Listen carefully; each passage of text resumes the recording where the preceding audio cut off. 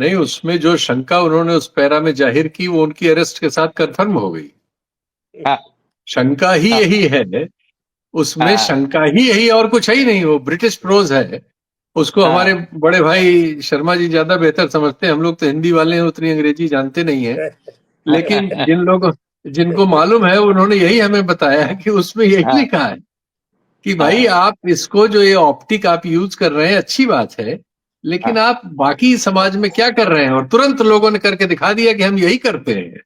हम यही करते हैं। लेकिन उसके बाद जो हुआ, मुझे इससे ज्यादा तकलीफ उस बात से है जो थोड़ा शर्मा जी ने कहा, थोड़ा मैं कह देना चाहता हूं। बोले। एक मजिस्ट्रेट ने उनको 10 दिन के रिमांड पे भेज दिया है। हाँ हाँ पुलिस तो जो कर रही है, सरकार जो कर रही है वो अलग है। मैं ये लगातार हर प्रोग्राम में कह रहा हूं, और जुडिशरी के मामलों में बहुत कह रहा हूं कि ये सब जो कहते हैं सुप्रीम कोर्ट और हाई कोर्ट्स में, हाँ ये लोग ये देखते ही नहीं कि इस देश में मजिस्ट्रेट क्या कर रहे हैं।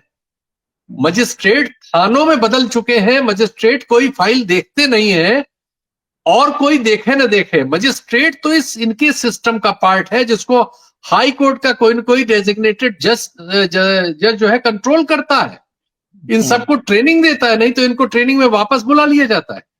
ये सब लोग पुलिस थानों के पुलिस जो भी फाइल रखती है, जिसको भी रिमांड पे मांग लेती है, चोर का भी रिमांड वही, और इस आदमी का भी रिमांड वही, जो वही। सिर्फ इतनी सी बात कह रहा है, जिस बात को राइट विंग के सुशांत सरीन नहीं पचा पा रहे हैं।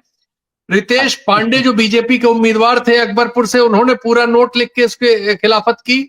उत्तर प्रदेश से लड़े थे लोकसभा का चुनाव, बीजेपी के नेता है। बीजेपी और राइट विंग के भी अनेक लोग नहीं समझ पा रहे कि इस पे भी अगर अरेस्ट होगी तो कैसे हो सकती है।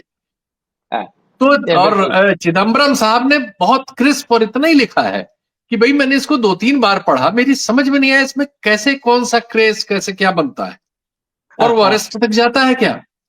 और वो जो वहां की महिला वोमेन, वो जो जिन्होंने शिकायत की है, महिला आयोग की जो उनका उनका बयान सुनिए। वो बता रही कि इनके दादा जो है वो पहले पाकिस्तान में थे और उन्होंने मुस्लिम लीग को हेल्प की थी। अरे भाई, मुस्लिम लीग के साथ श्यामा प्रसाद मुखर्जी ने सरकार चलाई थी। क्या किया जाए, क्या अरे ये भी करें। बताइए, जनसंघ और भाजपा के हर नेता को जेल में बंद कर देंगे इसके लिए।